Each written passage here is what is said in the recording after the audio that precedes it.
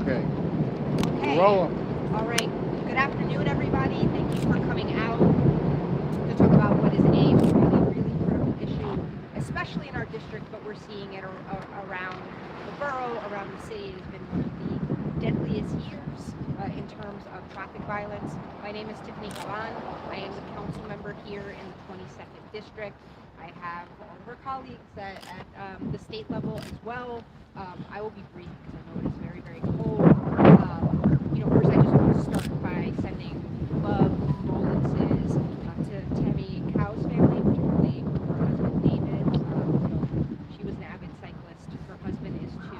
This is a really, really difficult time, and I know that they're not alone. And just to emphasize that street safety is public safety. If we don't commit to safe streets, we're not truly committing to public safety. And and austerity also. I just want to tie this to our city budget. I know the state folks will have other things to say, but austerity means traffic deaths. We need to be really clear about this.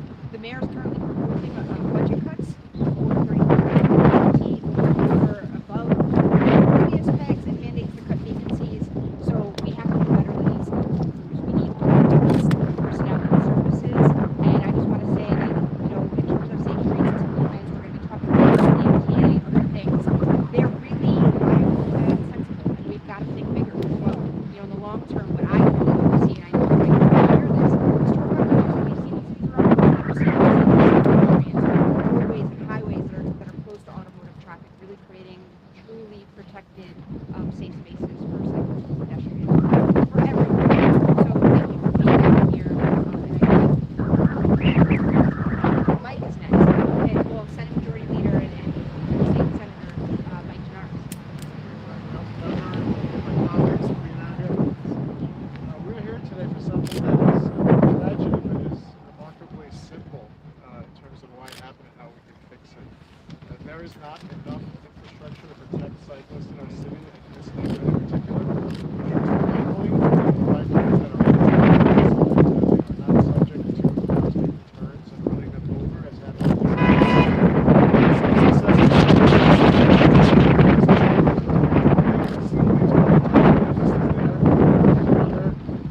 North-south corridor. We also need an east-west corridor that is available to protect for cyclists.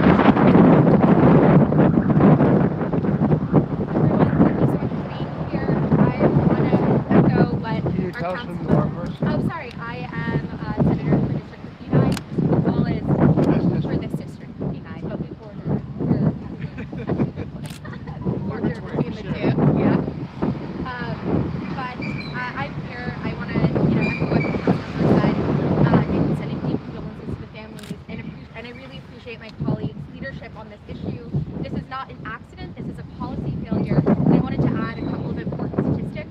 In Council District 22, less than 2% of bike lanes are protected, and 9 out of 10 accidents involving a cyclist are a result of unprotected bike lanes. So this is a fixable issue. These are preventable crashes, and we shouldn't be losing any more of our neighbors when we should have the funding to protect our bike lanes in this district. In addition, Council District 22 ranks 29th out of all of the protected lanes. So we have a lot of catching up to do. And I appreciate my colleagues' leadership on this, and is looking forward to working with them for that protecting all of our neighbors. And that public safety really means safety from traffic violence. Turn it over to our assembly. Thank you. My name is Zohran Mamdani. I'm the Assembly Member for the 36th District. Is that this district? That is this district. Well, this district that is over there. This is also Jessica Gonzalez Rojas's district. I bike every single day in Astoria. My office is 2 blocks over. And we are standing at the intersection where, as my colleagues have pointed out, Tammy Cow lost her life. And so often when a cyclist is killed, as my colleague Kristen Gonzalez was saying, we say that the cyclist was killed by the vehicle, but what we need to be clear about is that these are reckless policies that allow for such deaths to occur. I've only been in office for 2.5 years, and in that time, 4 cyclists have been killed in Astoria. We see this happening again and again and again. And as Deputy Majority Leader Michael Gianaris said earlier, what we are calling for is protected bike lanes in Astoria. Not just a north-south, not just east-west, but both. Right now, we have one protected bike lane in the entirety of Astoria, and that's on Crescent Street. We fought tooth and nail to get that. And now what we are saying is Astorians deserve safety. Look at where Tammy Cow was killed. Do you see any protections on these streets? There is nothing at all. As my colleague Kristen Gonzalez pointed out, in over 98% of the streets in our neighborhood, all that counts as protection are paint, suggestions for where cars should not go. That is where our neighbors are being killed. These are preventable deaths, and these are deaths that we must ensure that they stop. Because this is a neighborhood where people cycle, as is every single neighborhood in New York City. We need to ensure that we live up to the promise of our city, where it doesn't matter if you're a pedestrian, a cyclist, or a driver, you will be safe as you try to get about your day. And so I'm so proud to be here alongside my colleagues as we call for a network of protected bike lanes, and we don't simply call for them to occur in the undefined future. We want them installed by September of this year. September of this year. DOT needs to start to commence workshops to figure out where these protected bike lanes will go in our neighborhood. That should be a process led by our constituents. And they need to finish the installation by September, because if they do not, we will see that more cyclists will lose their lives in these policies. This happened with Alfredo Cabrera Liconia on Crescent Street. When we called for additional protection, it was not given. He was killed at the very site that we called for it. It will happen again and again, and we are making clear that we, as the representatives of this neighborhood at the city and state levels, are united in our call for the city to implement the structures that will keep our constituents safe. Can we ask a question? Yeah, anybody have questions? Yeah, you mentioned a specific deadline. I'm not quite clear. How many bike lanes have to be up by that deadline? Two, where? One has to be a north-south bike lane, and one has to be an east-west bike lane. The point of that is to say that right now in Astoria, if you are a cyclist and you are biking, there is only one place that you are protected. That's on Crescent Street. Crescent Street is a few blocks over there, but if you want to bike anywhere else north-south in this neighborhood, you're taking a chance. You're taking a risk, and you might lose your life. On which streets, north, south, and east, west? We are saying that DOT needs to commence workshops where they survey our constituents across the neighborhood to determine where is there the greatest need.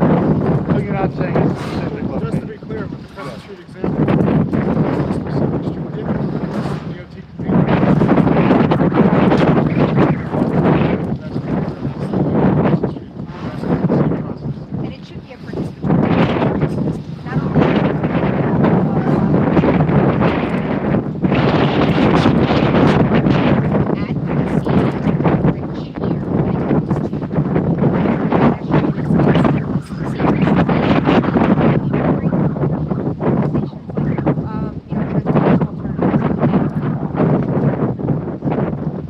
So you're not calling necessarily for this intersection. The question is, that east, west, or north, south? You're calling for the second, north, south, that is east, west. Because what has been sort of the ad hoc approach of the city to this point is waiting for somebody to lose their life and then putting in some sort of protection at that particular intersection without thought about connectivity, without thought about the way that most people and the routes that they're going to use. And so we have to make it protected of transportation and where it makes the most sense and where connectivity is really critical. So you're talking about protected bike lanes, north, south, and west. That's right. And protection with Jersey barriers, Yes. not with flex delineators or paint. That is not protection. Anything that can be driven over by a car is an invitation to be driven over by a car. What's the spelling of the woman who died? Yeah, last name K-A-O. And her Tammy with a Y. The And how legal name old is was she? Tamara. How old was she? 62. What exactly happened? She was biking. Can you on- can you walk up to the microphone? She was biking on 24th Avenue. She made a turn onto 29th Street, and she was struck as she made that turn by I think a cement truck. And it just speaks to the fact that this is a possibility for so many cyclists when you take a turn. So what happens here is this street, the last street before you hit the entrance to the front. So a lot of vehicles and a lot of trucks up and down the street. So what happens is the bike rider goes down the street, the truck makes a right turn, doesn't see the person on its car. This is a very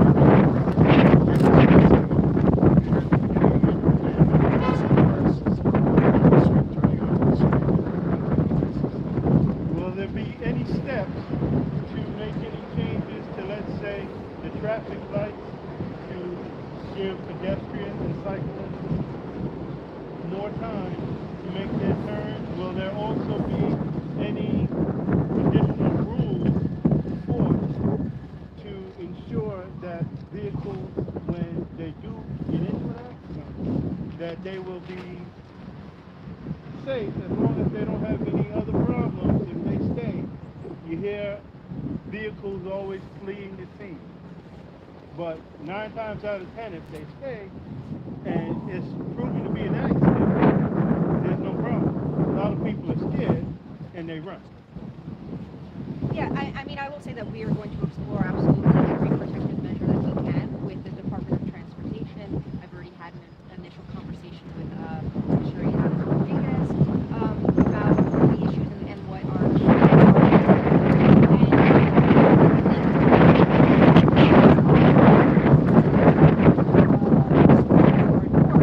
there are actually some cyclist lights, right? There's and pedestrians are making turns, but it all comes back to this idea that infrastructure quite literally guides behavior, right? By having more protected bike lanes, when I cycle around the neighborhood, I look at my Google maps if I'm cycling in another borough to find those bike lanes. And so I would not risk being on if there's connectivity on a street without protection if I know that there's one where I'm trying to get to. Those are infrastructure changes for vehicles as well. So those things are super. Have you spoken to the Transportation Commission about this deadline and what's been said? I will, before answering, I just wanted to add one thing, is Sure. that we also want to be really intentional about as Council Member Cabán said, these are infrastructure guides behavior. So this is not an accident. These crashes are policy failures, right? They're not happening by chance. They're happening because we have not invested properly in true protection for our bike lanes, for pedestrians as well. And that's why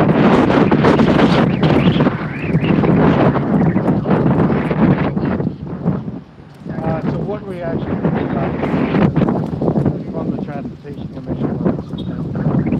Very, very, very initial conversations. So I think they're eager to around questions here, but we are going to keep the pressure on because time is really of the essence. Lives depend on it. So certainly myself and my colleague are pushing to make sure that this is on the right. Also, can someone make a comment about everything in Spanish, for the Spanish-speaking individuals? No, we cannot. One thing to just add that this is not a suggestion, this is not a request, this is a demand that we are making from the Senate, from the Assembly, from the City Council, that the DOT commence this immediately, because this is something that we have heard from our constituents time and again, that they are terrified of losing their lives. And we are not specifying the streets because you could lose your life on any one of these streets across Astoria. When I bike on 31st Street, I am anticipating being hit by a car. When I bike on 35th Street, I am anticipating a cop being parked halfway into the street, me being pushed into the middle, and not sure if I'm going to be hit by a car that's coming on me. This is the reality on so many of our north-south streets. This is the reality on so many of our eastern streets. This is what our constituents deserve. And I will say, in terms of a Spanish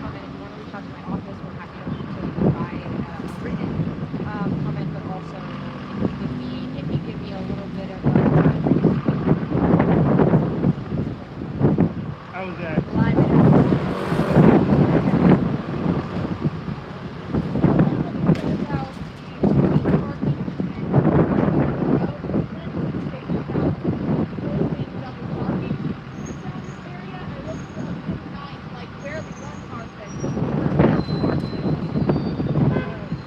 One of the issues is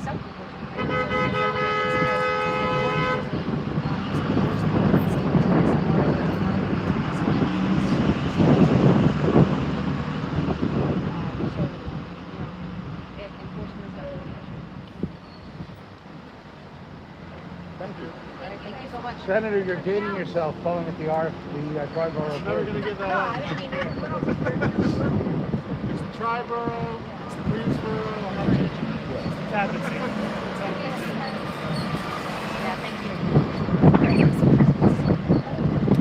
Here you go, case in point.